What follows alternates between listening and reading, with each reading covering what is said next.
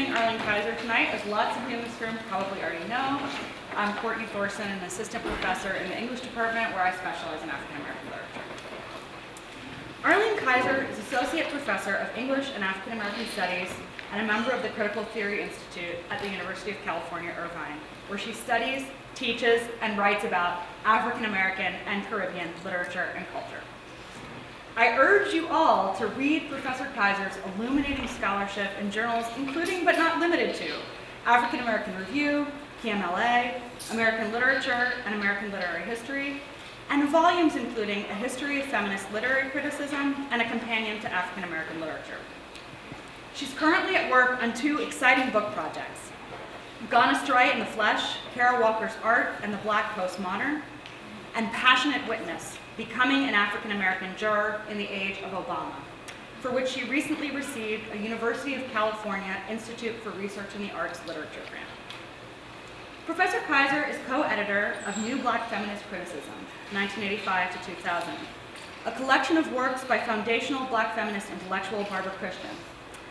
Keizer is also author of Black Subjects, Identity Formation in the Contemporary Narrative of Slavery, a study of the ways contemporary Black writers represent slavery and its afterlives. I hope to give you some sense of the significance of Black Subjects by noting that it's the book that made scholars of African American literature, like me, reconsider the term neo-slave narrative and start thinking through Keizer's more capacious, precise, and theoretically productive term, contemporary narratives of slavery. Readers of Black Subjects will recall on the cover of that book, Mary Netter-Porter's Many Thousands Gone, and thus perhaps not be surprised that Keizer has turned her attention to visual art. In her writings, Professor Keizer teaches us that contemporary Black artists and writers are theorizing race, gender, and sexuality in their creative works. In recent articles in PMLA and American Literary History, she invites us to consider works of art by Kara Walker in the context of authors like Gail Jones, Alice Randall, Octavia Butler, and Samuel Delany, who also take up the haunted condition of what Keizer calls African American post-memory. Keizer's work pushes us to read and see contemporary African American art and literature in new ways, not looking for easy answers and resolution, but rather coming to deeper understandings of the form and content of slavery, complex, queer, layered, as it appears in our 21st century moment. We are so fortunate to have Professor Keizer here this evening to share her talk, 8 Possible Beginnings, Slavery, Pornography, and Formal Origins. Please help me welcome Arlene Keizer.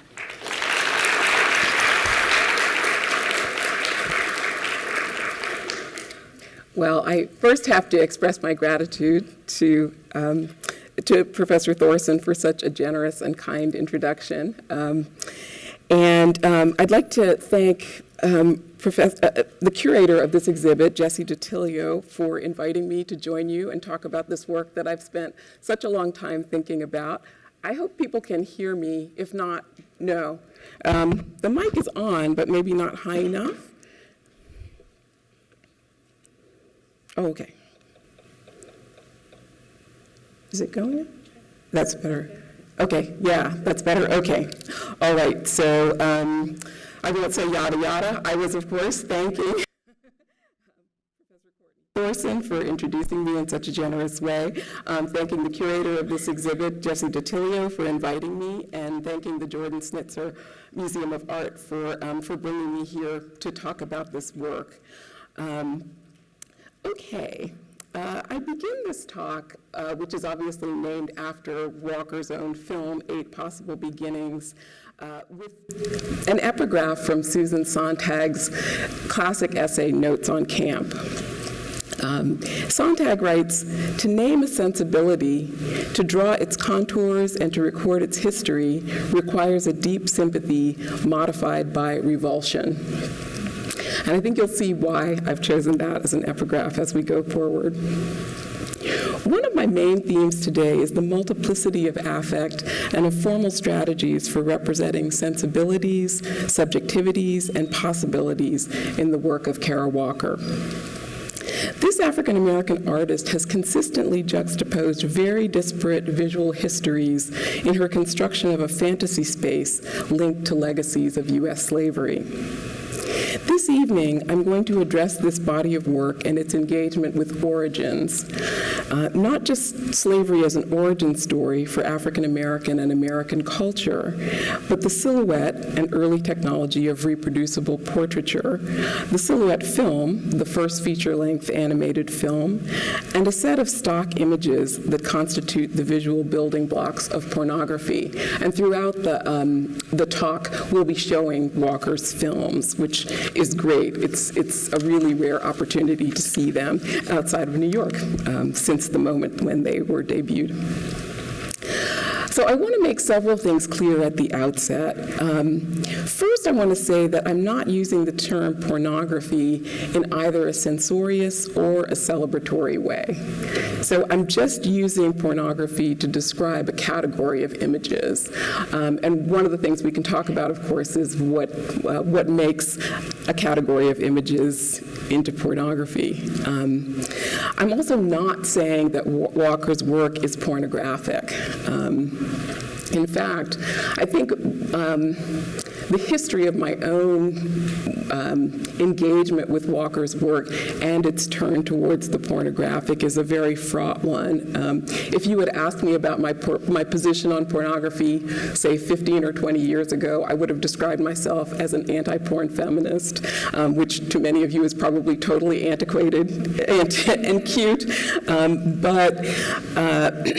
So I really began writing about these films and about the work of other African American and African diaspora artists, people like Isaac Julian, the Black British filmmaker, to understand why a group of artists who are so interested in formal experimentation, so they make images that are new and unusual.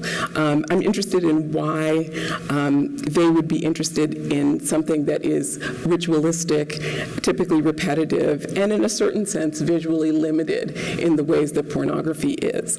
So that's really the question that got me to begin thinking about this aspect of Walker's work. So as we talk today, I'm asking you to bear in mind a set of things. So the first of these is that the historical exploitation of the black body in slavery in terms of labor, sexual labor, and reproduction produced about 6 major stereotypes. And some of this is probably very familiar to many of you. These stereotypes are the mammy and the wench or Jezebel, the loose woman for women, the uncle, as in Uncle Tom's Cabin, the buck, by that I mean the sexually aggressive man for black men, the pickaninny, so the small black child of either gender, usually too young to be seen as a sexual being, and the conjure man or the conjure woman. So there are another set of stereotypes attached to African Americans, but these come along somewhat later. So I'm going to be thinking about these 6 as I'm speaking today. So because of these American histories of visual and material exploitation of the black body, so if we think about the fact that these stereotypes get disseminated through minstrelsy, which is, as many scholars have argued, minstrelsy is really the first American popular culture, right? So these images were totally widespread. Because of that, pornographic references or images in African American fine art have had an extra taboo attached to them, right? So if you think about what's going on for contemporary artists at this moment, artists across the board are looking at pornography as a way of looking that they might pull into fine art practice. African American artists came to that very, very late, right? So there's a profound reluctance to visually depict explicit sexuality and to risk reinforcing these long-established stereotypes. So what Walker is doing in her films altogether, but especially in this first one I'm going to show you, Testimony, is deliberately violating this taboo. So as I think many of you are aware, Walker's work has provoked a firestorm of controversy, and I've argued elsewhere that it's Walker's representation of the sexual attacks on enslaved women that have angered viewers the most, right? So again, keep that in mind as you're watching these images. Also, please be warned that there's explicit content in this film. Some of you may have come for that reason, but I just want to make sure you understand that even though they're being performed by silhouette figures, it is explicit content, and it is intended to be disturbing. Okay, so with that, we're going to see testimony, Narrative of a Negress Burdened by Good Intentions. Thank you.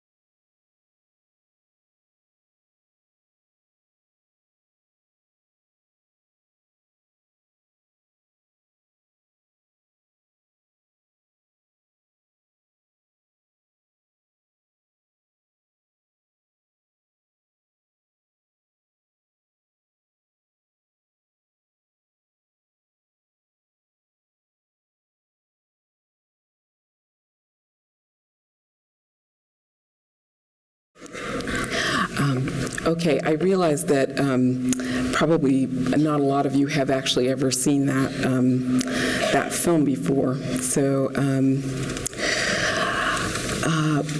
what I think, I think testimony raises a lot of questions, but I think one of the things it clarifies is why Walker's formal choices as an artist have often been overshadowed by the incendiary content of her work.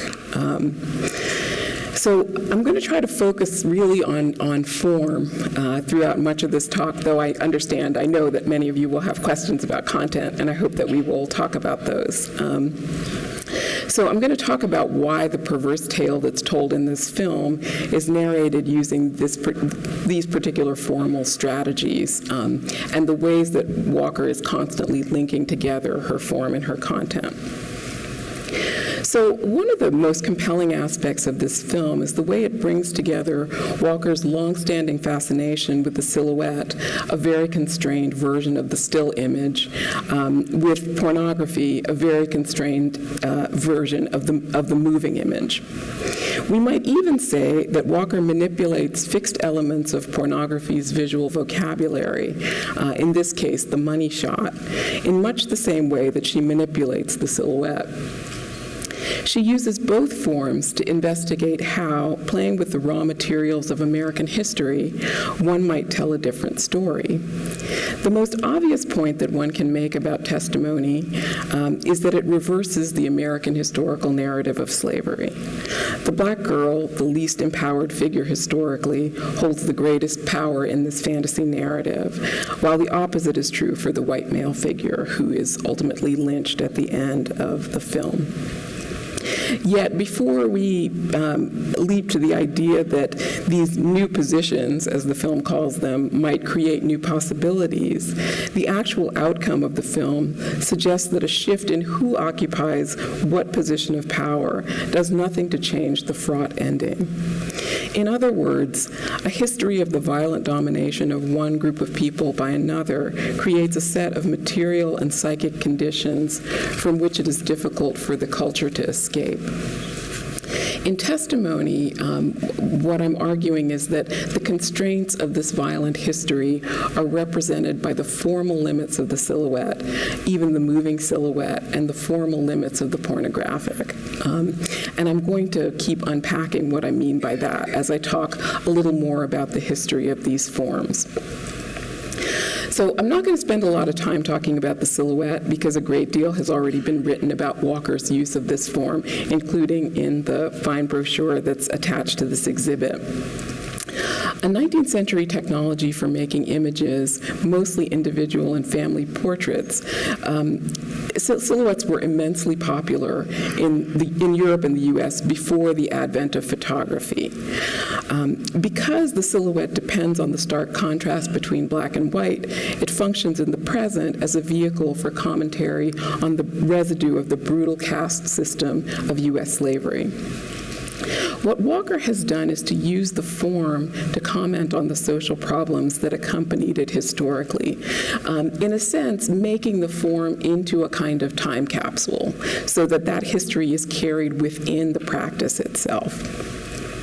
The silhouette was abandoned as a visual technology when photography became widely available, because photography was obviously much more accurate, much more nuanced, and more compelling in what we might call its truth value.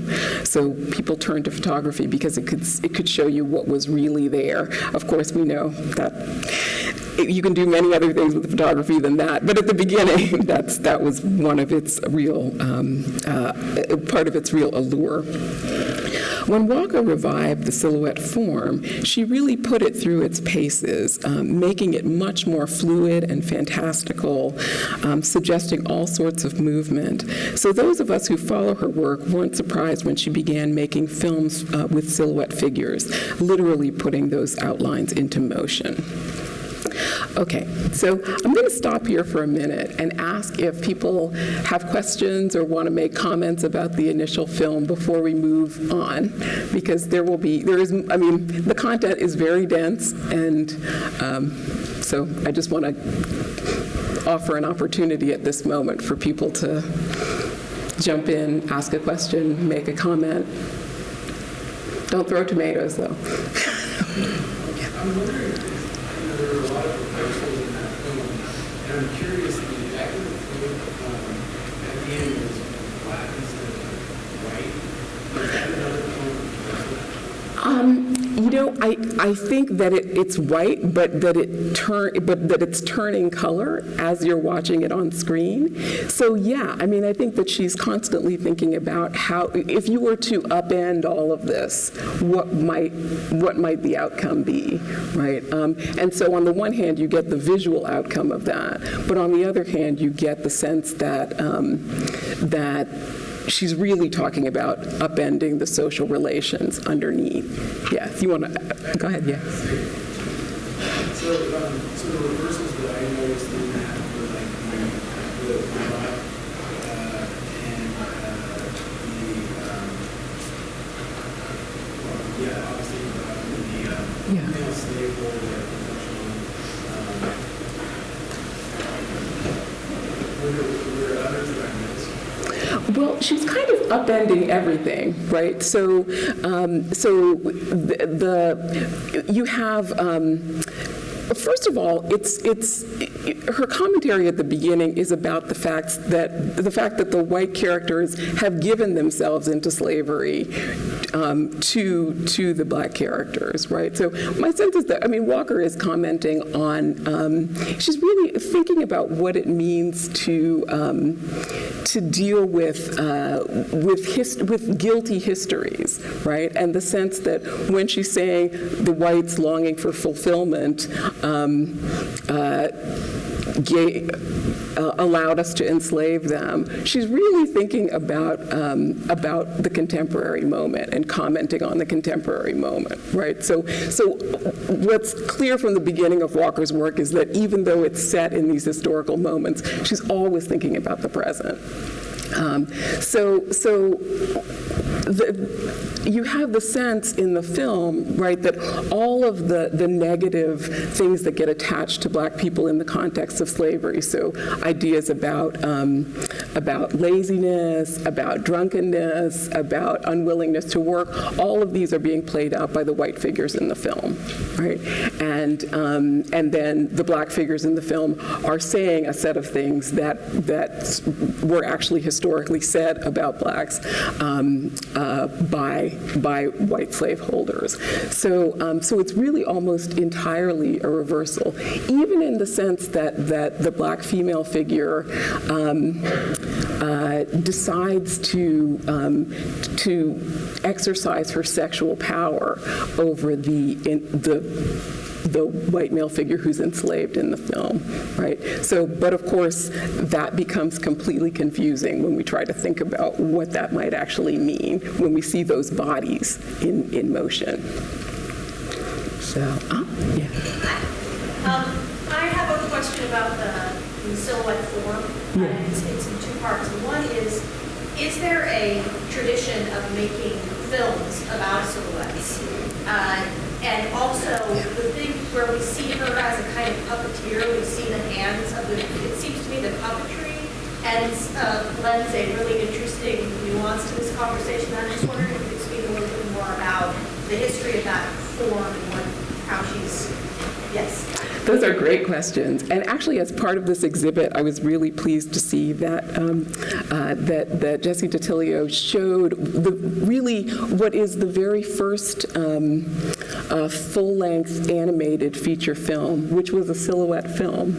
And I'm going to talk a little bit more about that as we go on. So yes, there is a tradition. And the second part of the question was? The puppetry. Oh, the puppetry, yeah. So yes,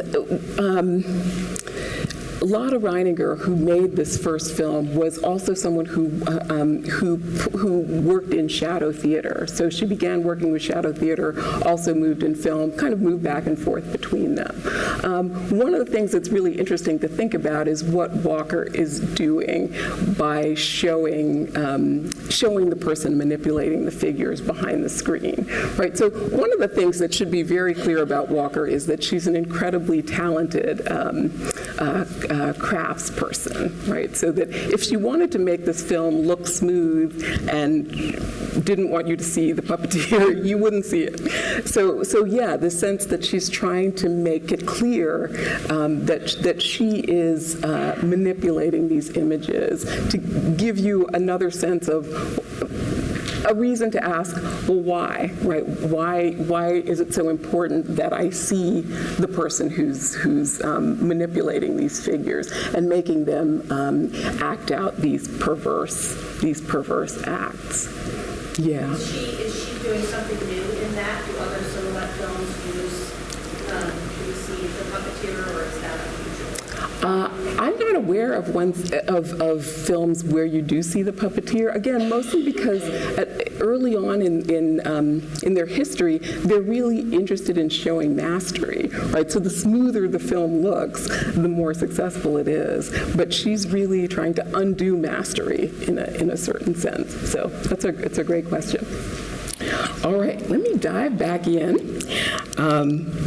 Okay, so if the history of the silhouette itself as a form is linked to the era of slavery, then the moving silhouette or the silhouette film is linked to a different historical period and location altogether. So in 1926, the German filmmaker Lotte Reiniger debuted The Adventures of Prince Achmed, which was the first full-length animated feature film. And I have to say that when I started looking into this and learned that the person to make the first full-length animated film was a woman filmmaker, I was very excited about that. I think that is a beautiful piece of history. It's a great thing to walk out of here with, if you didn't already know that, which many of you may have, since within the materials for this exhibit, The Adventures of Prince Achmed was shown a little while ago. So some of you may have already seen it. It's not shown very often.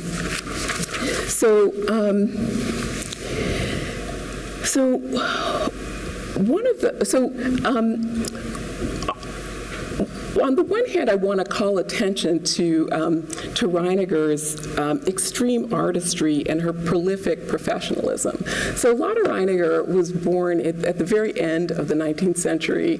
She made her first animated film around 1921, a very short piece, and then this longer piece came out in 1926. So she's quite a young woman as she's working in the film industry. Her husband is also working in the film industry, and together, and later after he dies, she has an extraordinary career, right? She makes 80 films in her lifetime. She is really just this remarkable person who is known to film historians, but has disappeared, I think, from a lot of other sites of cultural knowledge. So on the one hand, I want to pay homage to that history and career, but I also want to draw your attention to two of the most disturbing aspects of this film, The Adventures of Prince Achmed. And it's important, obviously, for our conversation because Walker is very consciously thinking about Lotte Reiniger as a precursor, right, as someone who laid down the kind of protocols for making the silhouette film and was certainly its most prolific practitioner. So what I'd like to do now is to show you just a very small clip from this film.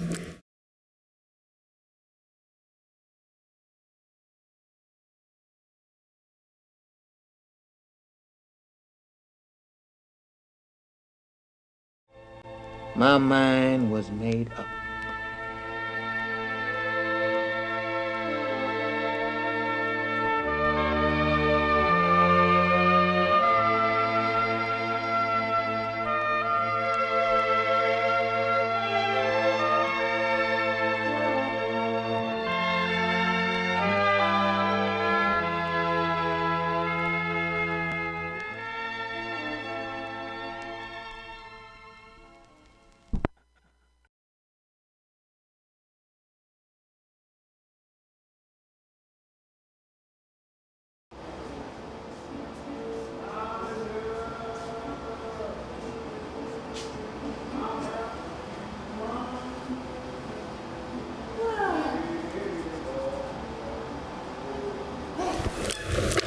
Okay, so first, it's an incredibly funny sequence. I mean, the film throughout is full of a kind of hilarity of movement, but this is one of the most frenzied parts of it. So two of the things that I find most disturbing about this, in addition to finding it funny, is one, I mean, obviously that the film is constructed in the context of Orientalism, right, what Edward Said calls Orientalism.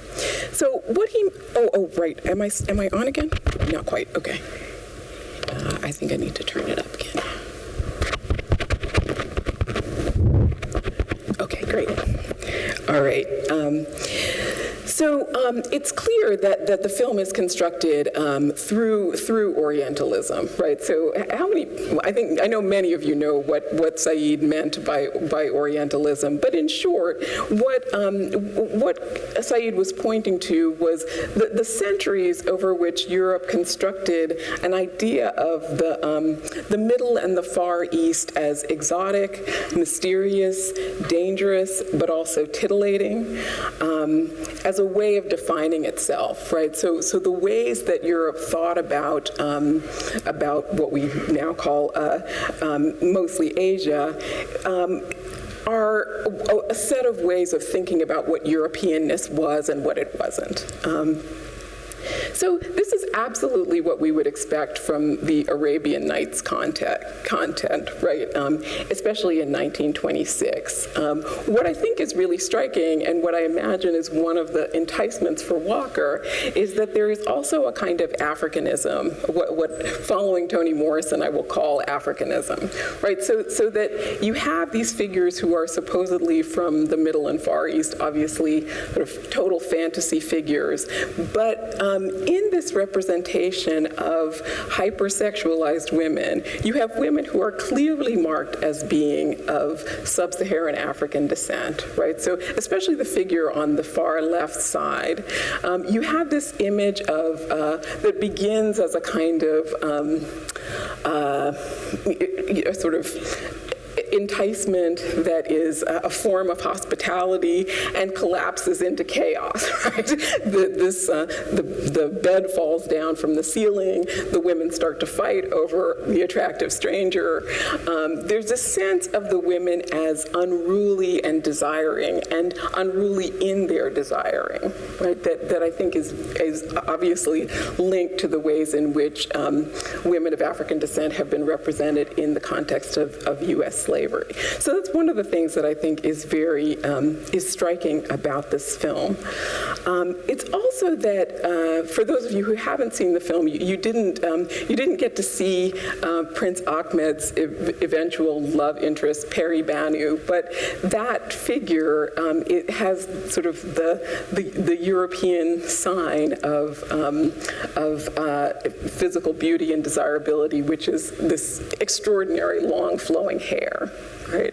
It's one of the things that marks her throughout the film, and I think it's really striking that the women in these images are not marked like that. Right? They're wearing these sort of elaborate headpieces. You couldn't actually tie those to any particular culture. Again, there's this sort of general exoticism in the way that they're represented. I mean, the first time I saw this, all I could think about was the scene in Monty Python and the Holy Grail, right, where he goes to the convent and the same thing happens, right? This is, so it has that kind of hysterical humor, but there's also the sense that it's carrying with it these very old stereotypes about sexuality as marking danger within women, and the sense that desiring women are not to be themselves desired, right? So what happens paradoxically immediately after that scene where he escapes these women on the flying horse is that he encounters Peri Banu, with whom he falls immediately in love, and he basically kidnaps her. So the sense that the proper order, right, is the man desiring and perhaps overcoming the woman is really built into the way this narrative is driven forward. So I think that while some would argue that Walker is sort of inserting sexual content into forms that were not sexualized from the beginning, it's very clear from this film that sexual content is already there, right? I mean, what you're seeing in that little clip is essentially an orgy in which Prince Achmed is initially participating and then eventually escaping, and then you have these women who are sort of dying for the attractive stranger to return. Okay, the other thing that I wanted to point out about this film as a precursor to Walker, and as something that Walker is really mining, is that the most evil character in the film, I mean the character whose desire for Achmed's sister drives the plot of the film, is always referred to as the African magician. Right? So it's clear and consistent. What's really striking about him phenotypically is that he has features that are sort of exaggerated Semitic features. So if you think about Nosferatu, if any of you have seen that, he looks almost like the actor who plays Dracula in Nosferatu. It's that exaggerated, but he's marked as being both African and a kind of dangerously Semitic figure. And again, this is a film that's made in Germany in 1926. The other African figure in the film is the Witch of the Fiery Mountains, who eventually helps to save the day, helps to save Prince Achmed and Aladdin. And what's really striking about her, well, one is that she does choose to help them, right? Because she is, the African magician is her enemy. She allies herself with Achmed and Aladdin. But she has exaggerated sub-Saharan African features, right? So she's got a very wide nose. She's got exaggeratedly large lips. I mean, she is, even though she's called the Witch of the Fiery Mountains, it's very clear that you're looking at someone who is supposed to be a sub-Saharan African. So thinking about the sense that Walker is really trying to remind us that the forms themselves carry these histories, so that the visual images, I mean, even if we can think of those images as being situated in the past, the form itself continues to carry the freight of those historical images, right? And that's one of the things that she keeps wanting to remind us of. I also think that thinking about this in terms of form really helps to recuperate Walker as an artist, right? To think about what this person is doing, that she is thinking about extending herself formally. And of course, I'm speaking back to the set of critics who are really, who have denigrated Walker and tried to sort of push her out of a canon, if we can call it that, of contemporary African American artists. Okay. So with these observations in mind, I think that the next film, which is called 8 Possible Beginnings, or The Creation of African America, will raise many more questions for you.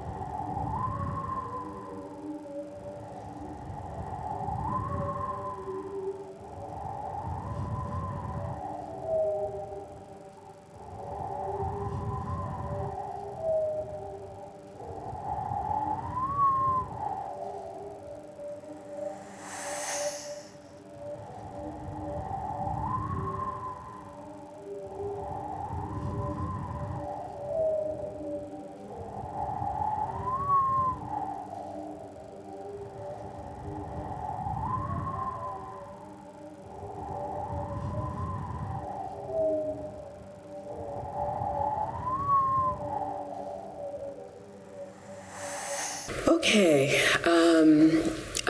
Yeah, I mean, for me, this film is even more disturbing than Testimony. And to go back to what we began to talk about with showing the puppeteer behind the screen, I think one of the things that that Walker is doing in these films is really, so if we think about the fact that Walker is a conceptual artist, right? She's using figuration all the time, but she's trying to think through a set of very, sometimes quite esoteric concepts about the way that race functions, and the way that psychology functions, right? So the work is fundamentally psychological, and I would argue also psychoanalytic. So one way we can think of reading the sense that we're given access to the person behind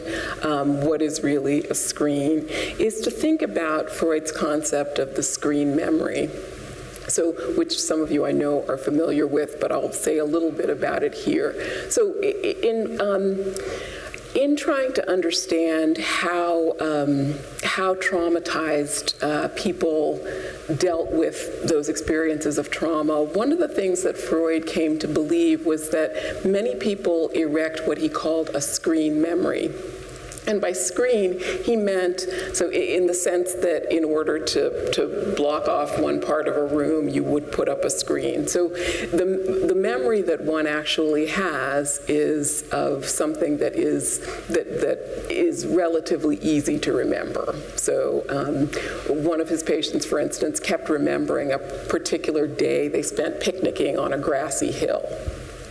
But as they continued to work, it became clear that that was sort of covering over a very traumatic memory, right? So that's really what Freud means, is that the mind puts something over the most traumatic event and then makes something else available kind of in the place of the real traumatic memory. I think that's one of the things that Walker keeps enacting, right? The sense that she's going back to a set of things that for many people in the US were forms of nostalgia. Right? So many of you are too young to remember the controversy about Disney's Song of the South, right? And the sense that at a certain point, people protested that this film continued to be shown because it showed Uncle Remus, who was an Uncle Tom figure, who was happy to emotionally and physically serve white children. So there was enough of a sense of disturbance about that history being remembered in such a false way that you rarely see Song of the South. I'm not sure that it's been shown, it's been available to be shown publicly for a long time. But many people are upset about that, right? Because what they remember are the songs that they loved, like Zippity Doo Dah and these other things that came out of, that were pleasurable from this set of images. So what I think Walker is doing, particularly in the last piece of this film, is reminding us, right, that while for one person like Timmy, this may be a very pleasurable experience, but for Uncle Remus, sort of the man, some man actually enacting that position, it's not pleasant at all. And in fact, he has violent feelings about the fact that he's forced to produce these stories for the pleasure of this young white boy. So the sense that Walker is kind of talking about nostalgia, especially for the U.S. South, as a kind of cultural screen memory, right? And then sort of forcing us to remember, well, what is the actual memory for many people of what was underneath that? The other thing that I wanted to briefly touch on is the sense that I think in many cases Walker is really trying to get us to think about the way that surviving sexual trauma produces a residue for the survivor, right? So that the sense that sort of at any historical moment that someone who survives a trauma of that kind will obviously have a set of sort of a conflicted relationship to the sexual. So one of the things I think Walker is really playing out is that, right? Is that what happens when the person who is sexually assaulted ends up with a trace in which violation is linked to a kind of forced pleasure. Right? And that is obviously something not a lot of people want to spend that much time thinking about or talking about in a public place. So one thing I also just want to note is that this is actually the largest screen on which I've ever seen these films. Usually I've seen them represent in the gallery on something about the size of a TV screen. And this magnifies what for me is the nausea that's attached to them, right? I mean, I find them very difficult to watch, especially in that size. And there are other cultural productions that I'm thinking about in terms of nausea, right? What does it mean for an artist to produce a piece of work that is so disturbing that for some people it's almost unwatchable, right? Sort of what do we do with that kind of artistic object? And I think that Walker is sort of bearing the brunt of having made images that are like that, right? So there is clearly an artistic purpose in them. They have a great deal of artistic value, but they also may make some viewers kind of sick. Okay. So I want to, okay. So I want to, sort of move towards a conclusion by talking about the sense that I'm really trying to say that each of these forms or genres is carrying embedded within it a set of powerful social stereotypes, not just as a history, but inside of its practices of making meaning and its practices of kind of enticing the viewer, right? So there's a way that we continue to want to watch these images, even though we may understand what's so problematic about them. And I can talk more about this in the question and answer segment.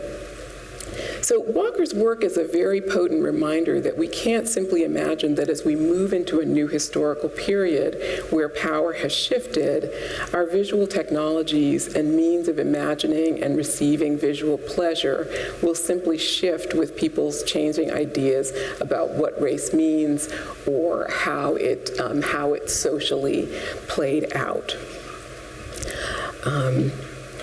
Okay, so if we think about the sense that that Walker is excavating from these forms the sense in which they were always kind of leading towards what we might call the pornographic, right? So I'm in particular thinking about the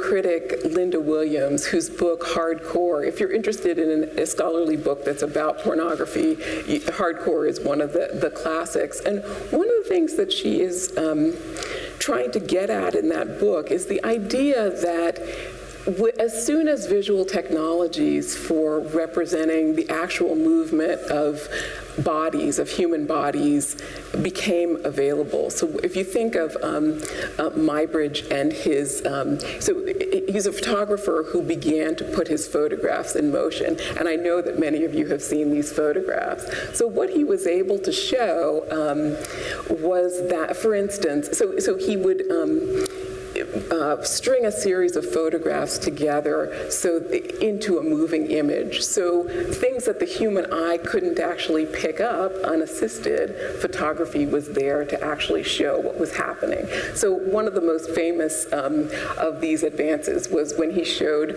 for instance, that there's a moment when a stallion is galloping when all four of its hooves are off the ground, right? Because this is a question people really wanted to know, right? Is the horse actually airborne as it's galloping? According to the photography and sort of putting those photographs in motion, we can say yes. So he began to do more and more studies of actual human movement, and he shows human beings doing a set of everyday activities, wearing very little clothing, right? Again, it's not intended at all to be titillating. He's just trying to show the human form as much as possible. But even if you go back and look at those, there is within them already the promise of pornography, right? The sense that once the technology is there to show what the human body can do, there's this movement towards showing everything the human body can do, right? Showing the human body inside and out, sort of things that weren't imaginable before. And so what I think Walker is really trying to remind us is that the drive is not, the drive is within the technologies themselves, right? It isn't simply the perversity of the artist, if that's the way you want to think about her or other artists of this kind. It's the technology that pushes us there, right? And once we're in that place, we have to figure out what to do with these images, right? How to manage the existence of these images in our midst. So I'm going to stop there. And invite you to ask questions and have a conversation. And then there's one more film that we're going to watch. So, okay. Questions. One is, can you articulate why that film was difficult to watch? And second question is, did Walker ever address homosexuality between white men at lynching parties? And if not, correlate that to work? First, yeah, I mean, I can say a little bit about why it's so hard to watch. I mean, I think that that basically in that film there is no place where sexuality seems like it isn't driven by extreme power dynamics, right? There's nothing in them that seems to me to speak to the pleasure of sexuality without domination, right? So it seems to me that the film is fundamentally about domination. Who's in control, who's not in control, the threat of domination, sort of the aftermath of it. So that's one of the things that I think makes me feel very disturbed by it. The other is the sense that I think that there are perverse actions going on that I can't yet account for. So there's a kind of uneasiness that is created for me as a viewer, and I imagine for many other people, in wondering, so what does it mean that the black man becomes pregnant and gives birth to this cotton bowl baby, right? What are we supposed to do with that as a kind of micro narrative within this narrative?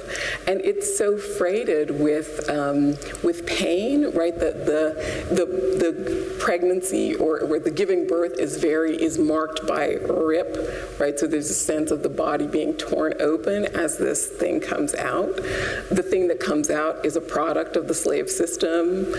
It grows into a tree that becomes the tree from which these men are lynched. So the sense of a kind of unending string of pain is, I think, what makes me feel so disturbed and nauseated by the film, especially if we think about it in contrast with Lotte Reiniger's images, which clearly Walker is working against, right? The sense that I mean, obviously I have a critique of what Reiniger is doing in a certain sense, but when you look at those films, I mean, clearly they're trying to create a kind of unadulterated pleasure for the viewer, right? The sense that as you watch the horse go up and down through the clouds, she's trying to delight you as a viewer. Yeah, I get those are at least a beginning of why it's so difficult for me to watch. Yeah. Yeah. I wanted to ask about the first film and the ending, which was so disturbing, when everything becomes liquid and becomes a mess. And what is that mess? What were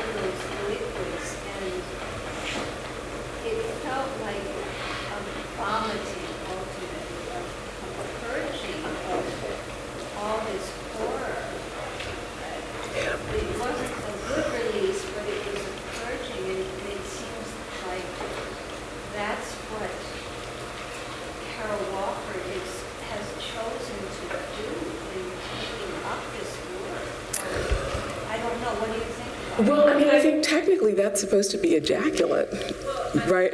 Yeah, so, yeah. It became, the whole screen was covered with, Yeah. so that the form was changed to something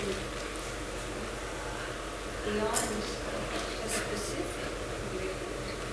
I think that that's probably true. I mean, certainly, well, I think I'm interested in two things in many things about Walker, but I'm interested in the fact that she's both deeply interested in the sexual and sort of aspects of the pornographic, but also in the scatological.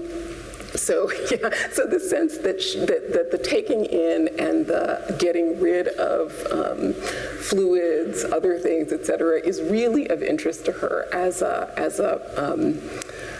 process and as a way of thinking psychologically about history and about its residues. I wish I could say that I thought the end of that film was a purging of something, but that's not really the way I read it. I think that would be a very positive and optimistic way of viewing the end of the film. Yeah. I know that, I think it was in 1998 or maybe 2000, that Betty Starr and a couple of other African American female, the pioneers of African American female artists, wrote letters to museums in this country asking them not to show Kara Walker's art because they didn't feel like it represented African American women. Could you speak to that, please? Sure, yeah, and I've actually written quite a bit about what I think was going on in that battle. So, the questioner is pointing out that an older generation of African American women artists, by no means all of that group, but a powerful subset, were upset about Walker, one, being awarded the MacArthur Fellowship, which she got before she was 30. And about her work being displayed, right? Because really what they're thinking about are these very powerful histories of violence against African Americans, and the sense that they felt like Walker's work was really kind of making light of that. And the truth is that, I mean, I think that especially watching these films, you can understand why they were upset. You may not, I mean, I don't condone the idea that they were trying to get her work censored, and in many cases they were actually successful. I mean, any number of museums have pulled her work out of shows because of community pressure. So it was not without real consequences. What I think is that that the way the debate got represented is not really wholly accurate in terms of thinking about the way that African American culture makers, writers, artists, et cetera, responded to Walker's work. Because there are another group of people who have been supporters of Walker's from the beginning.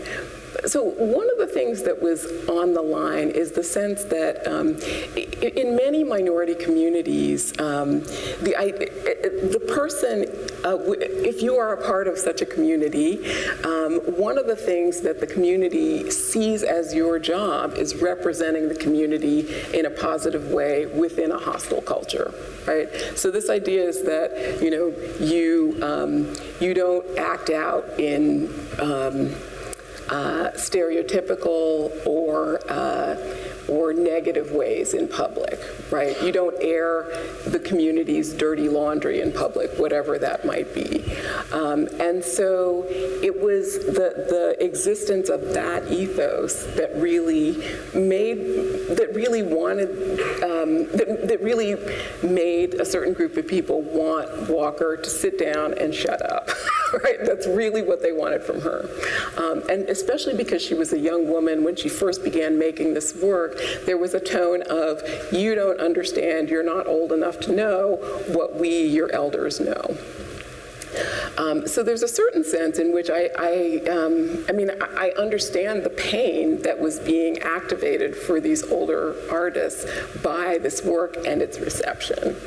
At the same time, I feel like Walker is, she has her finger on something that is really important to another group of people. And that the idea that the artist should sit down and shut up is, I think, one that I hope that the culture doesn't embrace ever, really, even if these images are as disturbing as they are. So, yeah. So looking at the format in which she decided to present the work, do you also say that she deliberately decided to take a trend that nobody is doing, just to signify some kind of identity? No, I really don't. I mean, I don't think that Walker really understood before the first shows just how upsetting this work would be to people. I think she came to understand that as time went on, but I think at the beginning she didn't realize that she was throwing a Molotov cocktail. Right, so I think that her response to the negative response has been to try to insist on her right to be an artist, right? Her right to do, to make the work that she sees fit.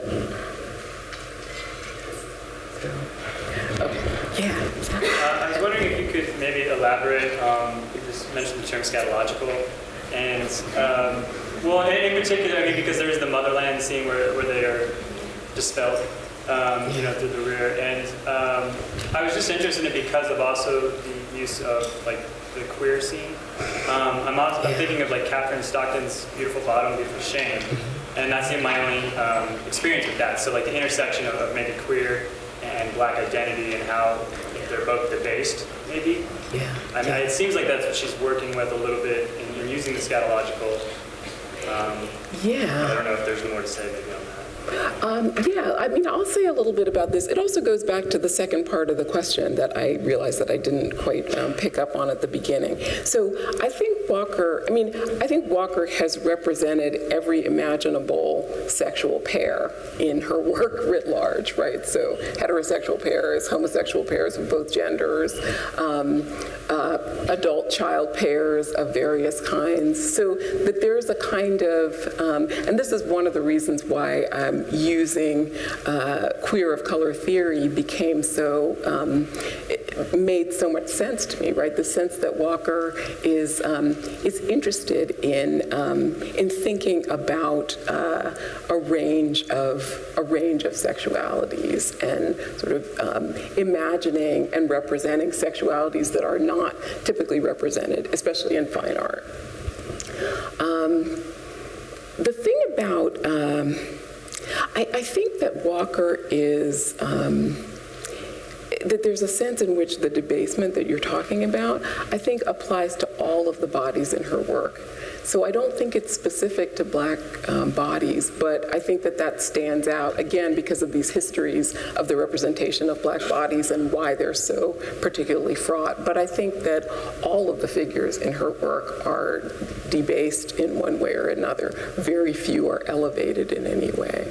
Yeah, and I do think that there is a link between bodily functions, the idea of the abject, like what's being cast aside, and queer sexualities, that those things are being tied together. Yeah. Okay, one from here. Yeah, this is going to be our last question. Oh, okay. Oh, yeah, all right. Lucky me. All right. Well, my question was very similar to the question you just asked, but it would build on the motherland scene. And to ask what you think about Walker's depiction of reproduction. Because that scene struck me as a kind of echo of the end of Uncle Tom, where we have a figure dispelling an infant as if he's defecating. And I'm wondering if you're seeing a connection between there and sort of, if not maternity, but reproduction more broadly. Absolutely, right. And the sense that I think Walker is, she's representing, again, as a conceptual artist, she's using the reproduction of infants or whatever fantasy things get produced by these bodies as a way of talking about social reproduction, right? So the ways that the society keeps generating the same things over and over again, regardless of the sense that we think we're putting something different into the machine, but then the machine keeps churning out these products that we recognize from the past, right? So the cotton bowl, the deformed body, the body that then cannot reproduce something, etc. Yeah. Well, thank you very much. It was really fun.